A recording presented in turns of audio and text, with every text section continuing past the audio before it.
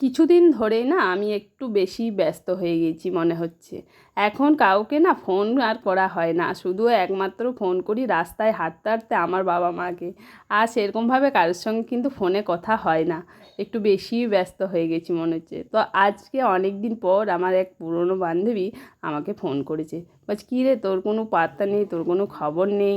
তো যাই হোক, ওর সঙ্গে আগে প্রত্যেক দিন নিয়ম করে কথা হতো, সব কিছু শেয়ার করা হতো, আর এখন কিন্তু কথাই হয় না। তো আজকে ফোন করেছে, তারপরে ওর সঙ্গে কথা বলছিলাম, একটু হাসাহাসি করছিলাম, তারপরে এদিকে রান্নাটাও কিন্তু চাপিয়ে দিয়েছিলাম, কেন রান্না শুধু কথা বললে তো হবে না, কথা বলতে বলতে আমাকে রান্নাটাও কমপ্লিট করতে হবে। তো আজকে আমার ভাগ্নে আসছে অনেক দিন পর, ও কলকাতায় থাকে। তো ও বলছে, মাইমা আমি আসানসোলে যাচ্ছি, একটু আমার জন্য না তুমি ওই তোমার হাতের স্পেশাল ডিমের কারিটা বানিয়ে রাখবে, ওটা খেতে কিন্তু ভীষণ ভালোবাসে। আর আমার রান্না আমার বাড়ির প্রত্যেকেই ভালোবাসে, যেমনই রান্না করি না কেন ওদের খুব ভালো লাগে, যে সেটা ভেবে আমার কিন্তু খুব ভালোই লাগে। তো দেখো এখানে কিন্তু আমার রান্নাটা প্রায় হয়েই গেল।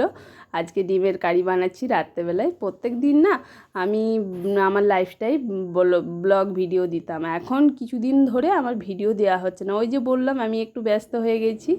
তো আমাকে অনেকেই বলছে, কী রে তুই তো ভিডিও বানিয়ে না অনেক টাকা ইনকাম করছিস। দেখো টাকা আমি কতটা ইনকাম করছি না করছি সেটা আমার কাছে বড় কথা নয়, টাকা তো আমি ইনকাম করিই।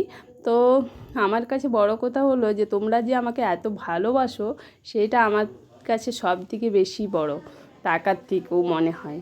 তো চলো, আমার এখন রান্না কমপ্লিট হয়ে গেলে এগুলো ধোয়া মোছা করে একটু গুছিয়ে বাগিয়ে নিই, আর বাসনগুলোও ধুয়ে নিই। তা আমার ভিডিওটা তোমাদের কেমন লাগলো অবশ্যই কিন্তু কমেন্ট করে জানাবেন। তোমরা যদি আমাকে একটা কমেন্ট করো তাহলে আমি না খুব খুশি হই।